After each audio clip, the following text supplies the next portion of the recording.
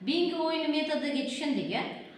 Hop, savollar beraman. Javob bersangiz x belgisini belgilaysiz, javob bera olmasangiz 0 raqamini belgilaysiz. Ketdik. Birinchi o'zbek romani muallifi Abdulla Qahhor. Abdulla Qodiriy. Adashma. Hop. Qodiriy qanday oilada tug'iladi? Bog'bon oilasida. Yaxshi. Anvar necha yoshida Maxtumning tarbiyasiga o'tadi? 12 yoshida. Yaxshi. Tancha nima degan ma'noni bildiradi? Sandal.